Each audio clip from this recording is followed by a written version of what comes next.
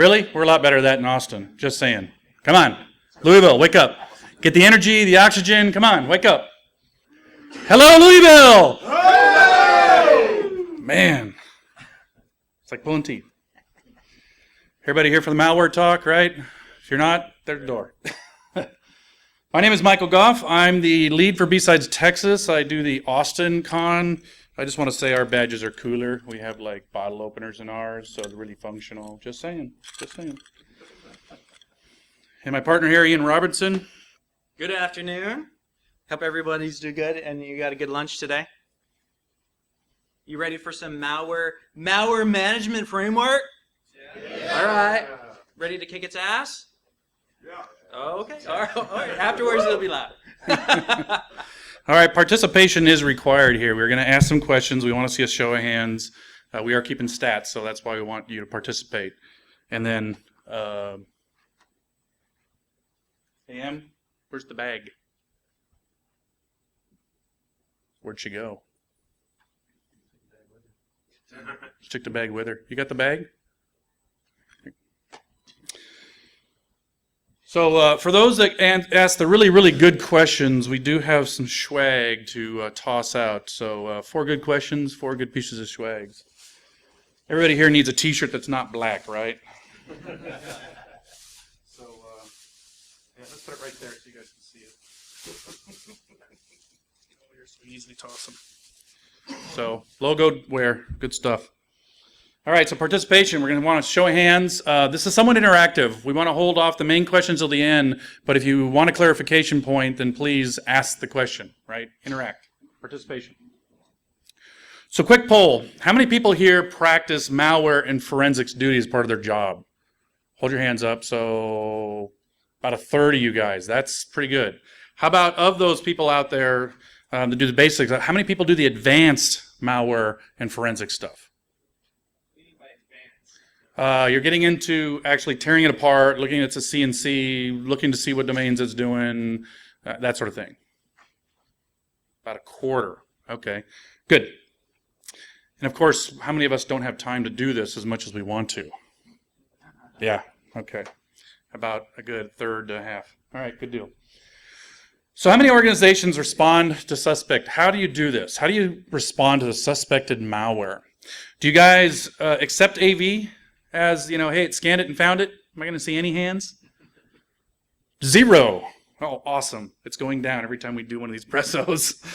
Okay, do you run another AV scan? Since you didn't believe the first one, I guess the second point's moot as well. How about reimage a workstation? How many of you guys reimage your workstations as part of this? So about 20-25%. Depends on the indicators. So if you have an unknown, do you reimage? Just, I don't know, I'm not going to spend the 3 hours, 4 hours, I don't have the time. Depends on the level of the user as well, what access they've got. What access they have, interesting. So if they're an admin, reimage them, not an admin, maybe not a problem. Interesting. C levels, not going to reimage the C levels? Oh, they definitely, okay, we got pick on management over here. How about servers? What do you guys do about servers? Do you reimage servers? Reimage servers, anybody? Got some snapshots, okay, VM snapshots. So not much. Restores, how do you know the restore is good? Just saying. Okay, how many people here investigate for just a few hours when they're doing this malware stuff? Few hours? Minutes, okay. Minutes. Let's start with minutes. We'll go down one. How many people here spend minutes doing it? Because we might get more hands. Okay, so less than 5%. Hours? Around 5%. Days? 3%. Weeks, like really seriously spent a lot of time doing this, probably this advanced. So those that said that you were advanced, and even the ones that are generalists, you're not spending a lot of time with it, are you? Okay, good to know. How many people bring a third party in for forensics analysis? A Mandiant, Protiviti, people like us. A couple hands, so yeah, less than 5%. So the point is, a lot of low numbers here. For those who didn't go down the path of deep forensics, how many of you are relatively confident your system's clean, that it's not infected? 0 hands! So, kind of praying, huh?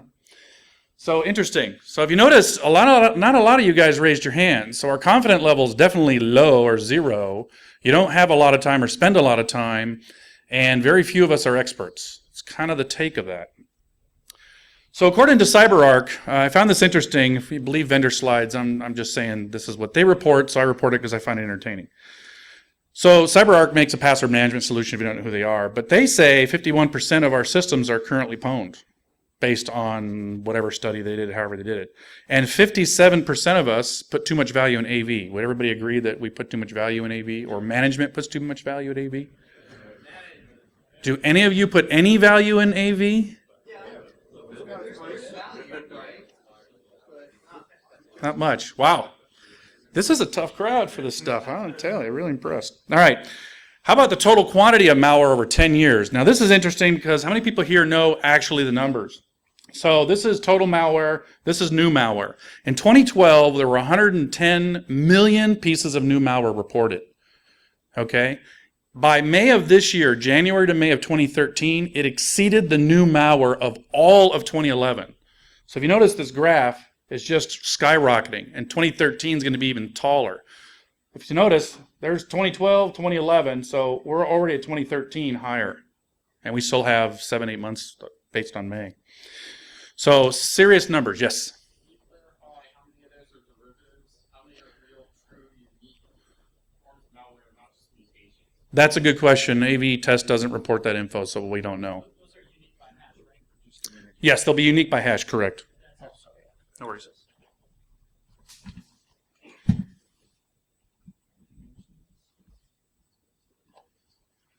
So one thing for sure, no worries. One thing for sure is everybody's seen the Verizon and TrustWave slides.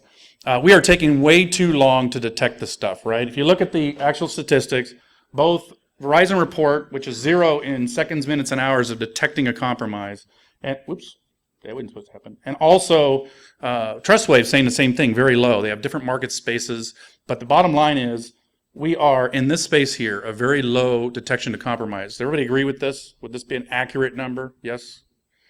So, bottom line, lots of stuff out there. It's taking too long to detect. Now, Sophos is interesting. I love Sophos. Chet Wisniewski's a friend. And they publish this on their blog. 70% of all malware is unique to one company. 80% of all malware is unique to 10 or less companies. That's important because that tells you the AV industry is focusing on 20% of the malware that affects 80% of us, right? The production, typical variant type malware that's mass produced. But 80% of it is unique to a handful of us in this room. And they'll have a different variant or different type, and they'll have a different type, and so on. It takes too long to find this stuff. It's labor intensive. We kind of concluded that from the questions we asked you. Forensic software, how many people here are Ncase fanatics? Or use it, but not fanatics. It's difficult stuff to use, and again, we asked the question in the beginning. A very small subset can do this. Okay, that's the problem with some of these solutions. And they do require advanced expertise. There's a lot of us in this room, but yet only a small subset of us are using these tools. And security solutions are part of the problem. They take too long to implement, they're complicated, they cost a lot of money. How many people here own like every security product in their environment? You know, Tripwire, Bit9, et cetera, et cetera, et cetera, SourceFire, FireEye. It's too expensive. We can't literally afford to keep adding on and adding on and adding on. So again, how many people here have open environments? What I mean by that is, unfortunately, there are administrators who will admit to them having open environments where people are administrators, not a lockdown environment. Come on, a lot of you should be raising your hands. I know you don't want to admit it, but a lot of you should be raising your hands. And AV detects too little, right? And the stuff that we've analyzed, we get 3% detection rate in VirusTotal. And the only reason we get that high is because A, it was mailed to us, and B, the stuff we received phishing-wise that is targeted to us does not get detected by our AV solution. So from our AV perspective, it's a 0 hit, but if we put it up at VirusTotal, 3%. And Dave Kennedy actually stated this when he was in Austin at a talk and also on a CNN segment. So a lot of us kind of get it. It's really, really low detection rate. How about whitelisting solutions? How many people here use whitelisting? Yeah, less than like 1%, 2%. All right, how many people here think it's complicated or too hard to implement in their environment because they're not restricted enough, so it's easier in a more restricted environment? Difficult to consume and implement, right? Firewall integrity stuff, we're Tripwire users. By default, Tripwire does not look everywhere. That's kind of a flaw, because if we know that, then the bad guys know that. And businesses want solutions in kind of one of 3 categories. We were at a presentation where we had an interesting response from one of the people that was at a source fire. I forget the people that are all there. They either want them that they're easily added. They don't want disruption, or they want something to replace the solutions they have to reduce labor. How many people here have management that wants to reduce the solutions in order to cut down labor? Right? We keep bolting on stuff. We have to keep adding labor. It's cost, right? We're a cost center. We're really not a profit center from management's perspective. Wrong thinking, I know. But that's the reality. The ideal solution is, can I replace stuff? And again, it's part of the problem. We have to deal with this in managing our environments. Breaches are expensive. Anybody here going to admit they had breaches? Okay. Statistics say you're all lying. I know you don't want to admit it. You don't want to raise your hands because we know where you work and all that. I get it. Downtime, user impact. We've been there. We're going to share a little bit with you later. Customer impact, reputation, right? It's a big deal. Your confidence. What do you do if you have one system compromised? 10, 100, 1,000? Workstations seem to be reimaged okay, but hardly anybody raised their hand for servers. So how do we deal with this issue? It's a big problem. How much does it cost? If you fail. I've been dying to do that. Yep, it's getting hot in here. It's about to take off. Boy, you're about to get fried. So cost of a breach. Interesting information. So we've had a couple where we worked. We're kind of famous for Texas's largest data leak. But thanks to South Carolina, we got some really good numbers. And Ponymon keeps reporting these things regularly. Now, the cost per record is going down. Why is that? The amount of records are skyrocketing in losses. So, yeah, it's going down. No, it's not. The losses are actually going up because your record count's going up. Sony, if you look at their stock value during their monstrous exploit and compromises they had, lost 1/3 of their stock value. Man, that's Harry Carey time for executives, right? Fire, fire, fire, fire. South Carolina, over $15 million in expenditures. They spent over $12 million just in identity theft protection services. $12 million. So they're well in the 20s and 30s by now. In Texas, we easily spent over 3.5 million records. We spent easily over $10 million. Again, notifying the taxpayers, getting them protection services, consultants, incident response, et cetera, et cetera. It's expensive. Now, thank God for public disclosure, open records. We get this data and we can actually see what companies will agree to disclose. And again, interesting response by Kaspersky. It says there that the average incident costs $649,000 for a big company. That's a lot of dough. Can buy a lot of security products. And incident response, a typical one, notice the spreadsheet. That's a typical small compromise. You bring somebody like Mandiant in, that's what it costs you per week. So it's an expensive thought. There's the details of the South Carolina. The things to point out here, a lot of this presentation's online at the website you're going to see. 44 systems were compromised with 33 pieces of unique malware. Only 44. And it cost over $25 million. Anybody want to do the math? Crazy. So what do? Do you hope for the best? Does everybody here kind of hope for the best? Is that where we're at? Show of hands. How many people here, based on the hands that were raised earlier, hope for the best? Do you feel there's anything we can do? Yes? A lot of no's shaking out there. That's why we're here. You're going to learn how to do it better. So we use a term called moving with the speed of business. This is, I have an issue. I want to fix it. I want to move on fast, right? I don't want to spend a lot of time with the forensics like the hands shown earlier. Management expects fast results. We don't want to impact the users. We need to move with, we get our products out, our developers back to work, et cetera, et cetera, et cetera. We all lack budget. How many people here don't lack budget? One. Lucky guy. He's hiring, by the way. About 100 openings. Just kidding. How about lack of resources? How many people definitely lack resources? Everybody, right? So we all lack resources. We don't have money. We need more resources. We don't have them. But we need to get back up and running fast. So basically, we need, malware just to go away. So what's the solution? So I'm going to introduce to you what we call the malware management framework. It's easy. It's not hard to do. It's a new concept. So how many people here practice vulnerability management? Come on, everybody's hand should go up. Everybody looks or signs up for vulnerabilities from Microsoft, Cisco, blah, blah, blah. And we look at those, and we use Nexpose or Nessus to scan for them, and then we get our people to patch them. So we all do that. So why not treat malware like vulnerabilities, right? It's something, there's data there that we can look for in some way, form, or manner. You know you're going to have problems with it, right? Just like vulnerabilities. So monitor it and then respond to it. That's kind of the concept. Treat malware the same way we do vulnerabilities. Simple. Understand what you have. Use the good to find the bad. Simple enough, right? You may not understand everything you have, but that's okay. I don't know everything that's on my wire. That's okay. Okay? Because we know that's the reality. So we have to basically take this big iceberg and we're going to chip away at it a little bit at a time. But you can eliminate 90% or more of the chaff, which in this case we refer to as the hay. We're looking for a needle in a haystack, right? To find the needle, eliminate the hay, the good stuff. And then you have a better chance of finding the bad stuff. Anybody read this report? Know anything about the report? Really? Nobody knows anything about WinNTI. Boy, with APT1, everybody had to come out with reports. Kaspersky came out with this 80-page report this April. And it talks about a 5-year program, give or take, that's attacking the gaming industry. We know a lot about this. We discovered it in May 2012, roughly May 2012. We didn't quite know what it was until months later in regards to collecting it and seeing what was going on, and then obviously reading this thing kind of put 2 to 2 together. But we did meet with the feds over it, so we know a little bit about the subject. It's virtually no cost to set up. Hey, budget. We have some resources, but we don't need more. No products need to be purchased if you want to do this, right? You can do it the manual way. We're going to talk about how to do that. It's easy enough to maintain. It is a different mindset. It is a different process. You will have to do something you're probably not used to doing, and we'll ask a question here in a minute.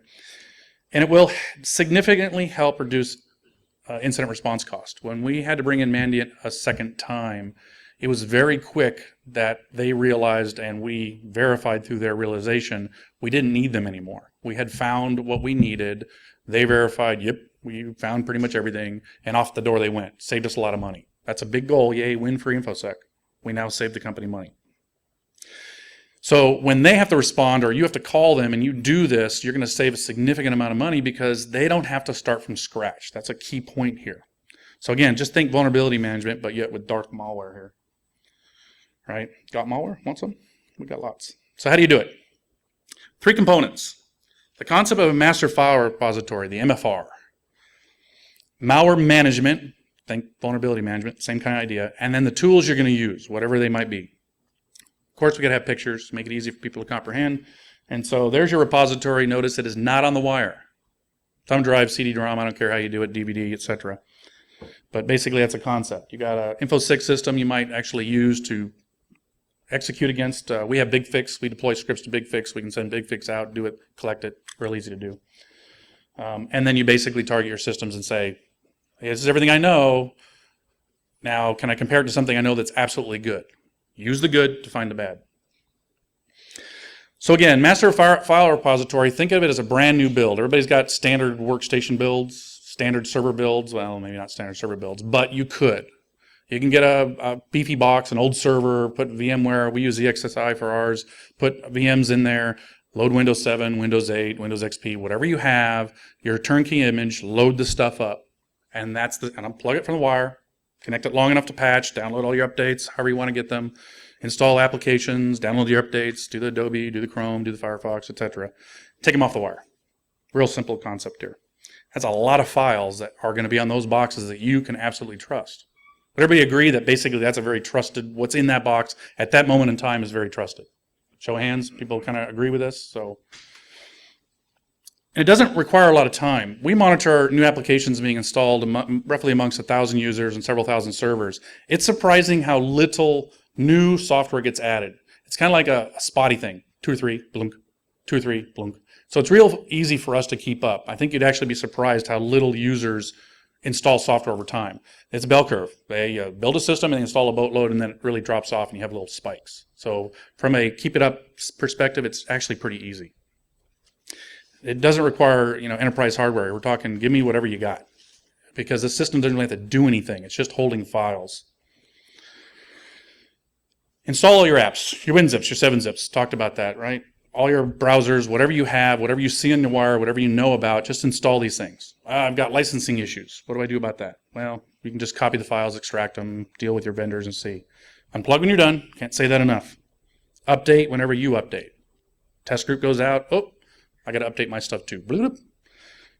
Plug it in, plug it out.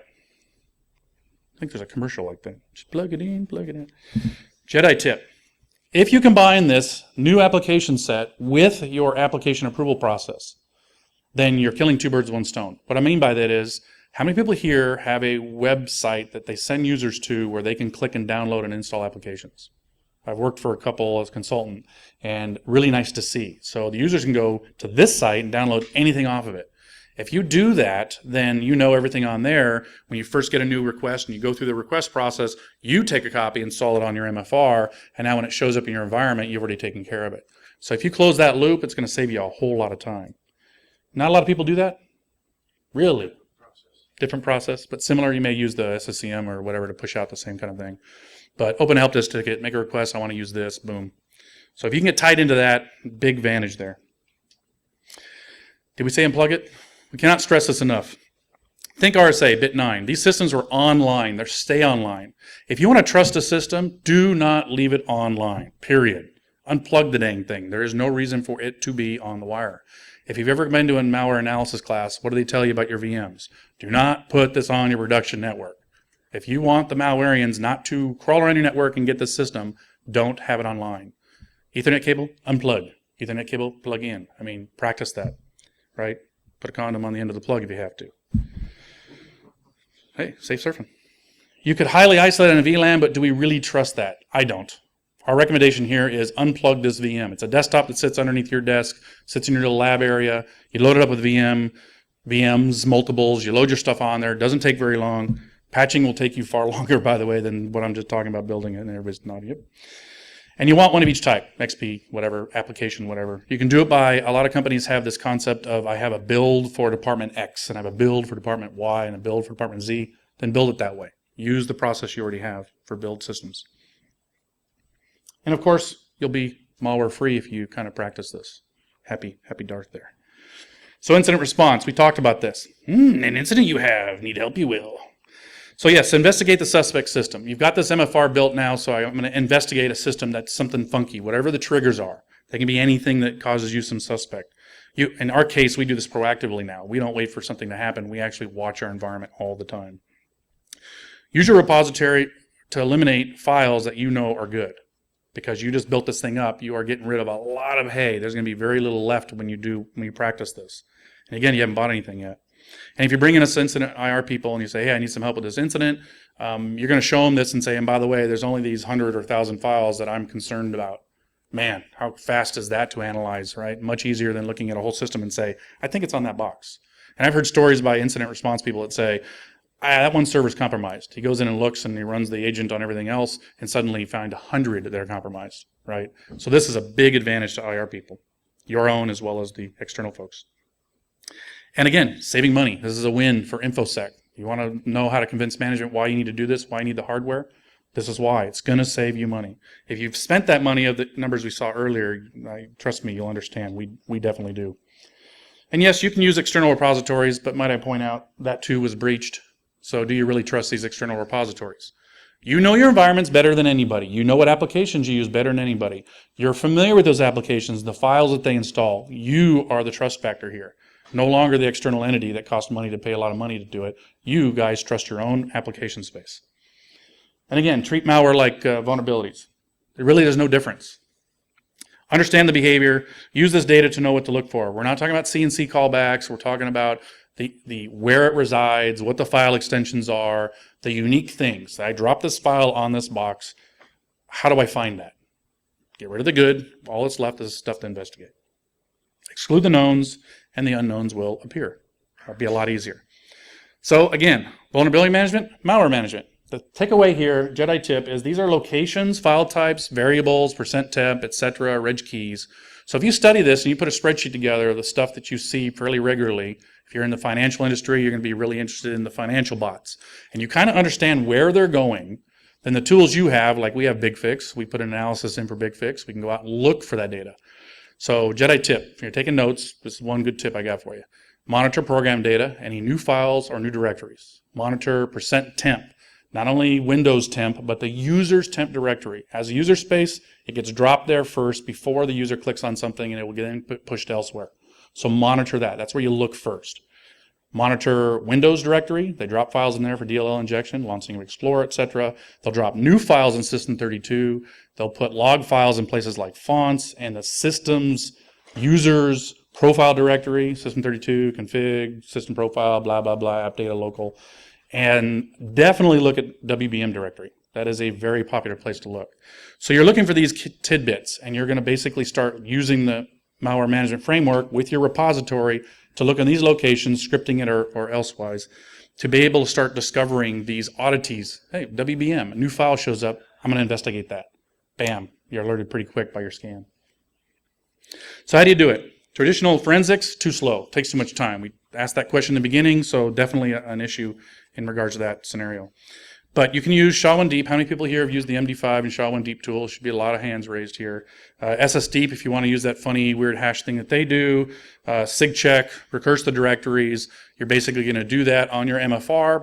It's going to go through the entire disk. You now have a huge file of hashes that you can then use, point to the suspect system to. The tools let you do this, and then bam, it will compare that system to your big file list. Put it on a CD if you want read-only, put it on USB, make it read-only so it can't be altered. And then you very quickly can run this against a target system and say, I got the short list I have to investigate now. It's much easier. Or to hand off to another person to investigate. Community effort. If you guys want to write something to exploit these kind of tools, great. Share it with us. We'll put it on the community website, which is malwaremanagementframework.org. You'll see that URL later. And we'll put anything clever you do in this space, this kind of self-crafted space. So hands, that's the old-fashioned manual method. How many people here want to see a faster, better way? Big majority of you, probably easily half the room. How about a tool that's more specific with intelligence that deals with this? So again, to eliminate the hay, to find the needle. And with that, I'm going to hand it over to Ian, and I like to introduce the Sniper Forensics Toolkit. Tag, you're it. All right. Okay, so Time check. very good. All right, so what is it? So the Sniper Forensics Toolkit is basically what we came up with from our own experience. We've done a lot of this research, and every time we get involved with one of these cases and we're spending all this time, you get a lot of great information, some of your best information from doing all the detailed forensic stuff, right? But you can't do that for every case. And you just can't do that stuff quickly enough for the business. You get into a breach scenario, and what's going to happen? You've got management breathing down your neck, asking you every minute, what's going on, how are you doing? Well, a good answer is not, well, I'm reimaging this disk, and that's going to take about, maybe about 8 hours, and then after that, I'll be able to start processing some results, so forth, right? It's a bad answer. You've got your Windows teams and all your server guys trying to figure out, well, what do we need to do? What do we need to change? Where's the holes? What do we need? Everybody's waiting. Everybody's in this lockdown mode, but they don't know what action to take or not to take. So we need something fast. And so what we did is we designed this that's basically helps you identify, takes those forensics concepts that we use, right? And we put that into this piece of software to be able to identify those things fast and be able to give you actionable information. So we use this to eliminate a lot of the hay automatically, and it just makes it easier, faster, better to use. And we'll show you why. It also doesn't require any infrastructure. This is an agent plus cloud-based solution, so you don't have to have a box that you put on your network. You can get up and running very quickly with just installing something and letting it run. So very, very simple deployment. Works great for incident response. Works better if you have it installed before you have an incident. But unlike a lot of other products, like file change detection products or sort of your common application whitelisting solutions where you have to baseline a system, those things don't know if you're already infected. This will. And any IT professional can use it. So I guess I should be looking down here. So it performs analysis across all of your executables on your system. All right, it's going to identify suspicious and bad files. So there's known malware. It'll run through hashes against your instead of your one AV engine, your 46, whatever. We've got some partnerships there with folks. So you'll be able to identify those things already right off the top of the bat. Boom. Identifies revoked certificates. So Windows does a horrible job at identifying revoked certificates. it'll cache that data for as whatever the server tells it to, and it'll store that information. So you can have a revoked certificate, and we've actually found this in practice, where you'll have a site that gets compromised, they get their signing certificate, they re-sign their bad code, and it can literally be 4 months before that certificate ever shows up as being revoked. You don't know. I mean, you'll literally look at it and it'll say everything's good. So we don't trust anything on the client side. We're checking the server side. All right. And then we identify unique and suspicious files based upon information that we have. A point about the certificates. We have gotten certificates that we're convinced have been stolen and being used to sign stuff. We've received stuff from Lenovo, Intel, Microsoft. Some of them have been reused, meaning they've modified the file and the certificate's still intact. So we've seen the stolen cases, probably issued cases, and fake cases. So they're quite clever at what they're doing to get around the whitelisting type solutions that trust stuff by certificate. So it's not a good approach. Mm-hmm. So again, eliminate the good stuff so you can find the bad. Hey, we've got, so this is what a typical Windows system has, right? Windows Server 2012, Windows 7, you're typically looking at about this many files. On an average machine, about 75% of those files are Microsoft files, all right? With what we've got here, we've already excluded that information, so you don't have to look at any of that, all right? You can, okay, I can focus on the rest of that 25%. So right now we have a repository of about 2 million files, and that's growing quite a lot. So I'm going to show you a little zombie demo. What's a zombie demo? Well, it's not live. It's undead. The internet here. Internet awful, sucks so here. We can't rely on a good demo with the internet here. All right, because let's get into it, man. Let's freaking show you this thing. All right, so first thing you got to do, register up for an account. Go to the website, register here. We're going to ask you for a lot of information on here for authentication purposes, 2-factor. All right, we're going to grab some stuff. If you don't feel comfortable putting that in, that's okay. You can use the other process of doing all the stuff manually. But that's to make sure that we keep as much of the chaff out of the system as we can. So you create an account, you go and you install the client. That's the install. Put in your username, your account GUID, and your unique install password. You're not putting in a username and password here when you're installing the client because we don't trust the client. We assume that the client has malware installed on it. It'll install, it'll scan in the background, it'll automatically upload its metadata results to the cloud servers. You can then come back in to the web console, log in, and view your results. Now again, we're all about action, right? We want to get as much out of the manual process as we can, eliminate as much of the hay, and get to actionable details. So that's why we have this dashboard. Here's an example right here. So we loaded the system up with some malware so we could demonstrate some of this stuff here. So this is a particularly infected system. By the way, if you put about 13,000 pieces of malware on a system and you do have some AV products on there, they they go crazy. Your system does not work well after that. Even it's not infected, the shit just broke. So, all right, so on this computer, for example here, you've got one computer's been detected with a positive virus detection on 20 files. Okay, nice. Now, boom, right away. So you've now already had a check against all those 46 or whatever AV products. Cool, all right? And you can drill down in with more detail to get more information about it. Next one, you've got one computer that's been detected with potential virus detections. This is like really hard to see here. Potential virus detections, okay. So if you guys do a lot of analysis and you upload your data sets, you'd probably be familiar with the fact that it's not uncommon to get 1 or 2 or 3 hits on these sites for saying, yeah, it's malware. You'll get the suspicious, the heuristic stuff. Based upon our analysis, we're seeing about triggering about 1 to 3 hits. So we consider those to be suspicious. It's a wild jump usually to go from 1 to 3, and then there's a big gap in between, and then you get around 10, 20, 30. They tend to all pick them up at about the same time. There's a little time gap, but not much. And then we're finding files that have the revoked certificate. So, okay, here's something to go and check. Let's drill into some more detail.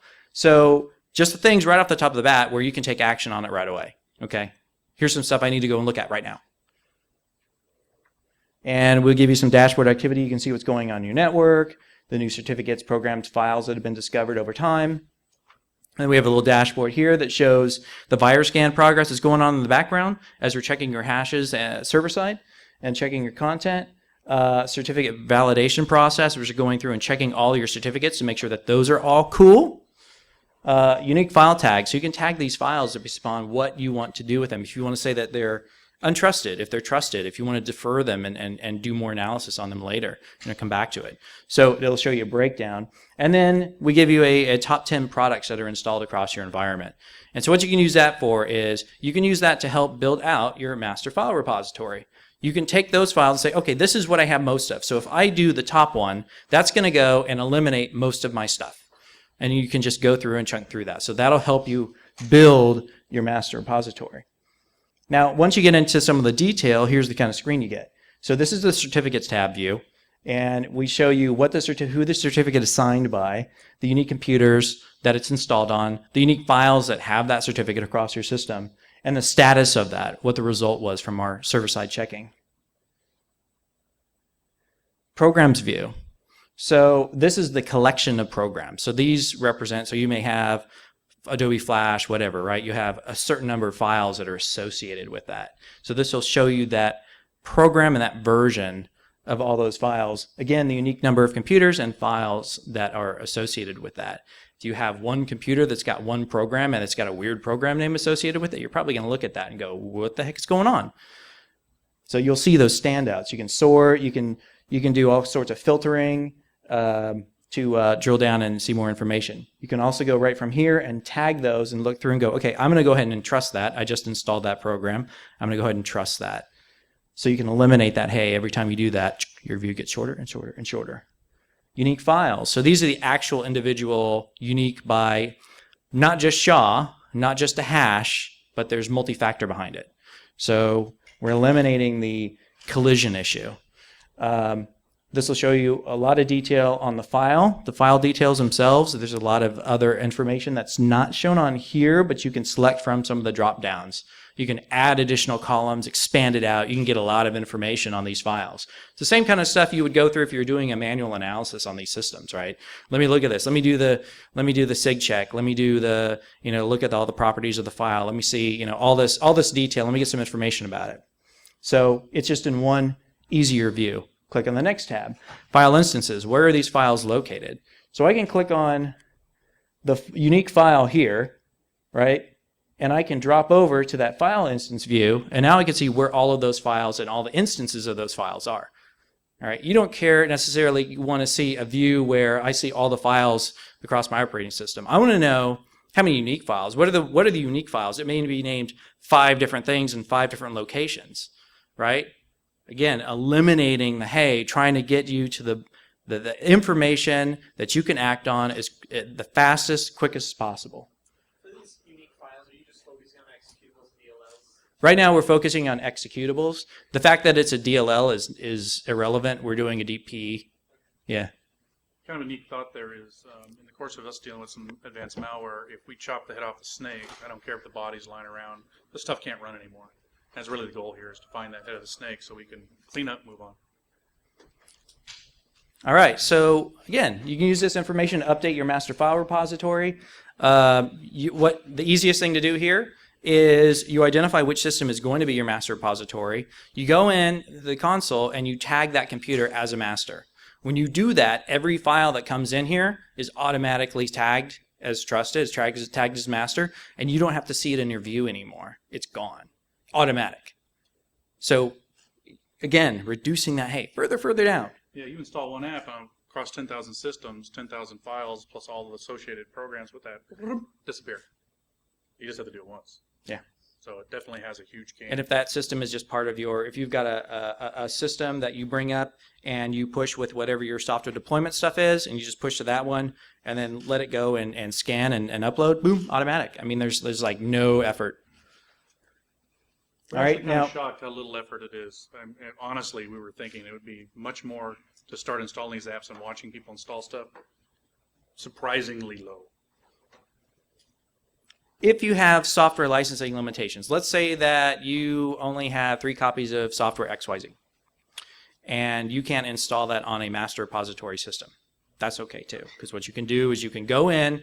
Best thing to do would be upgrade that system component. Whatever that program is, upgrade it. You'll see in the console that it's got a new date associated with it. It just got imported, and you can go in and you can tag that. Say, I'm going to tag that as trusted. Boop, boop. All these files are just new. As a side note, because we're recording timestamps server side, we know when the files are uploaded. We know when changes are happening, right? So the whole issue of what's the real timestamp of that file doesn't matter anymore. Something new just got added to that system, right? The file date on it may be, from 2009 or whatever. Typically what they do is they set the file timestamp to be the same as whatever version of Windows that you have installed, right? Whatever that version is, whatever those DLL versions are, it'll be the same date timestamp. July 14th, But- 2009. But with this, you'll know right away. That was new. So what we did here as an example is we took a system, we ran a master against it, and then we added some files. We added some regular files, we added some malware just to show kind of how it looks. And this is stuff we've actually seen. So it's a little bit blurry on here to see. It gets a little bit small, but the first one that we have up here is, which one is it, the pointer? That one there? All right, this one is 7-zip. So we knew we had installed that one. The next one here is our software. We knew that was on there. This we added intentionally like that. We have a Lenovo group file here. This is CamMute, and we see the date that it was added. A Microsoft file, another Microsoft file. Not all files have program data associated. Warning. Hint. Might want to look at that one. So those are kind of interesting just on their own. But it's not all that uncommon, but it gives you another thing to look at, especially depending upon where that is located in the proximity of other system DLLs.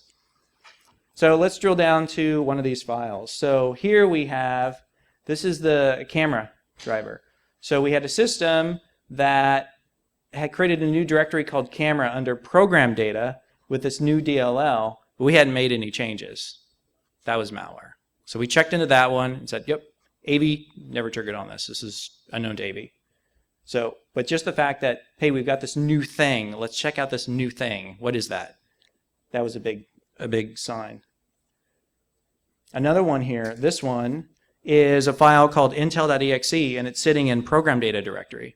Now, I don't know how familiar you are with program data directory, but generally, stuff doesn't sit in the main program data directory. It creates subdirectories under there. This one didn't. Intel.exe, very strange.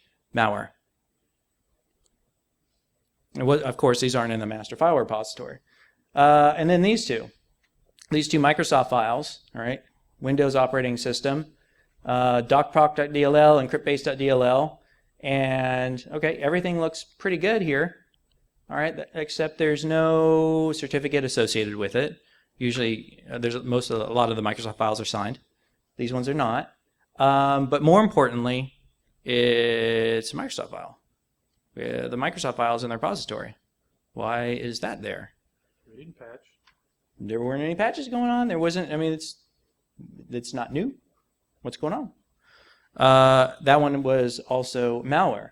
This one was WinNTI. And then this one here, this is the file instance view of one of the files. Shows where it's living. We renamed it so it didn't actually execute on our system because we don't like that. And here it is sitting in Windows System 32 WBEM. So WinNTI. Number one alert, you want to set up an alert to look for. This directory is the one alert I send to the server team. You see anything show up on this directory, something bad's happening. Because we've excluded everything that's there normally, and Microsoft does not do much here. And this is DLL injection 101 right here. Yep. So we didn't have to know. AV didn't have to pick up on it. AV didn't. Never does. The name of the file is normal name of the file, but the fact that we know what our good stuff is allowed us to find out what this one was, and it showed up right away when we were looking, if you're looking. So that file right there didn't have any system properly. You can't get data access to it. That particular file You is give yourself security. right. That one was a Well, if I'm answering your question right, this was a injected DLL. So That folder is like invisible, plus they remove all permissions from it. They can if they do that, but we see this stuff. We look at it. yeah, most of the files are owned by trusted installer. There's a few that are owned by administrator in there. In this particular case, this is a copy of the actuals. Their PE infect. They take a copy of LoadPerf DLL, script-based DLL. They modify it with PE infect, and they drop it in WBM. Then when WMI loads and stops and launches and loads, these DLLs get called because they're associated with an executable. It's a fundamental flaw of Windows. You get a DLL sitting next to the executable, it will call it long before it calls it where it's trusted. And Microsoft's broken. I don't care if you're a guest user. You've locked down that box, you've hardened that box, you're screwed. So that's why this is an important way to do it. All right. This one here, Lenovo. So this was interesting because it's on a Sony. Yeah. Where's Dave? Didn't he get a new Lenovo? I got a new camera driver for you, Dave, wherever, if you want it. So here's what it is not. So this is a product that's under active development. We're doing this right. We're releasing this for early adopters right now. This is not a signature or behavior-based product, as you can see. Again, we're all about analyzing and finding the good so that we can eliminate that and see the bad. We don't care about 110, 120, 130 million new pieces of malware. It's irrelevant. Yeah. IOCs. It's the wrong irrelevant. approach now. You can't try to hope to find all of the bad stuff. You have to own your good stuff. It's a runaway train. Yep. Right now, we are not detecting memory-only malware. That is coming, and we're going to be taking advantage of all of this data to look at the in-process memory stuff. You can reverse those PEs. We're not looking for browser-only malware yet. We're focusing on the big stuff right now, and we're looking at things that are persistent, but this will be coming along. So we're not seeing SED or Metasploit, memory-only exploits, because again, the in-memory stuff. Dave's moving a lot towards making all of his stuff Java-based. You know, basically, we've talked about this, where he's only in memory, trying to get some creds to further establish himself. And so, basically, that's something we'll look at. But right now, if he's going to persist, he has to write to disk in some way. Yep. And we're also right now not looking at document files. So any of these jars, all this stuff, we're looking at the persistent stuff. That'll come along later. And those will And- download something bad, and we'll catch those. Yeah. Are you looking at it, something's pretending to be a PDF that's really executable? Are you looking at that? Oh yeah. No, we don't. I don't care what the file extension is. Yeah. We're doing a deep dive into the PE, and we're actually pulling out and looking at. So there's a well-defined PE and COF and standard for how these files are supposed to be constructed, and then there's the reality of how they really are, and and so. So we're looking for anything that is unusual, abnormal, but anytime it's an executable, we will find it. It doesn't matter what the file is called, where it's at. Yeah. So if one of these docs drops something, has to Yep, we got it. so you're Done. persistent. We're Yeah. taking the concept that the client's going to get popped, okay? Because protecting that is just almost impossible in our opinion. Right. You're going to use FireEye and things like that to keep it from getting this far, but if it does get through whatever you're going to have, and it gets to that disk, man, we got you. Yep. All right. So next steps. So next steps.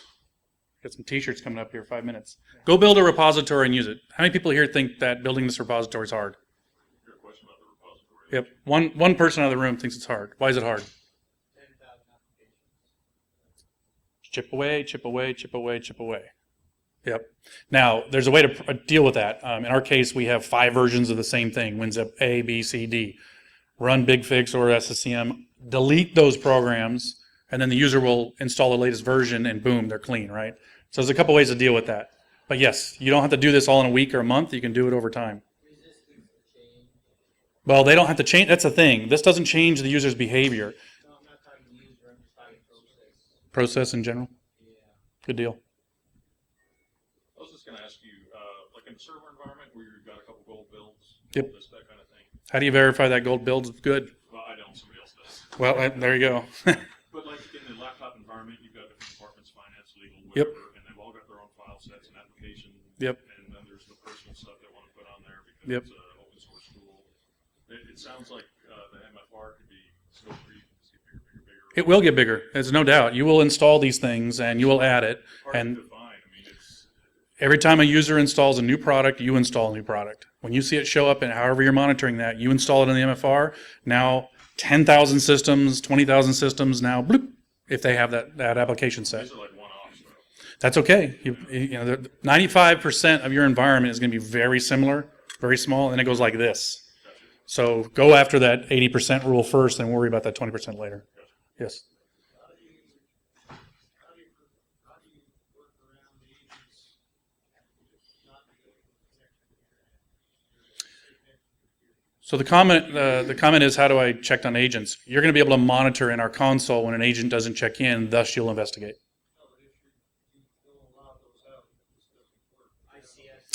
So if you need an appliance on site, then you're not a candidate for this because you won't allow that traffic. That's definitely correct. Catch. Has anybody compromised your agent? Has anybody? Not that we're aware of, no. Yeah. It'd be hard because we have this two-factor concept, and so it'd be pretty tough. And your MFR doesn't affect everybody else in the room. It only affects you. And then we have our MFR. So But also, there's the concept that we just don't trust the agent. yeah, we don't trust the agent. Yeah, so we assume that Just inherently we don't trust it. And we auto-update it. So if they compromise it, we're going to auto-update it. So we've already figured out that if they do it, we're just going to replace it from our repository. How do you, We're using dual key pairs and things like that. But ultimately, we know that there's always something that you can do on the client to. like rooted Yeah. boxes? There's So multiple that levels of they can just authentication. Good level of allow confidence. the Windows Yeah. to like know this MD5 that is this, and really it's something else. We look at the disk the same way they are looking at the disk. So how they bypass stuff, which we've seen in our environment, we look at places that point to that, saying it's still there, because Windows has multiple places. Right. So they have different ways of doing it. So we're looking at those secret places, and the way that Windows is structured. We look at the logs and all that stuff on the disk. Are you going to let us see what other people are putting into their master repository? So like when if I log in, Catch. Somebody give him the shirt. Yes, you'll be able to see. like this, just like ours total kind of effect. This is 80 other people uploaded it. Correct. You're going to get a number count of this application was seen by 25 customers 1,000 times. Yeah, You are going to be able to use that data. Yeah, there's a certain Which helps volume you. that you've got to hit, right? But what we won't do is we won't go and share. We're not going to go and say, "Oh, this one You can do it. this one person Got to get that URL up there. right? Because we know the bad guys are going to go and want to say, "Oh, I targeted this unique piece of malware towards you," and I'm going to go and I'm going to create an account. And I'm going to upload that same piece. I'm going to say, "Oh, this was installed twice," right? You don't want that, right? So we're cognizant of that. But one of the interesting things that you can do with this cloud solution is we can go and look across. Okay, there's you've installed this product. Maybe we don't have it in our master power repository yet, right? But we can go and we can say, well, that's installed across 3,000 other people's systems, and they all have these files that are associated with this particular version. But on your system, there's this one that's different. Yeah. So, In the back. there's advantages. It's free for 3 users. You can use this for free. We are going to have a freemium type model. So 3 computers, you will be able to use this for free. We believe in giving the community something for a period of time. We do have to pay for the data storage. There'll be a limited time. We haven't set that in stone yet. The data will reside there for free. But you will be able to do some basic check and balances like you just saw for free.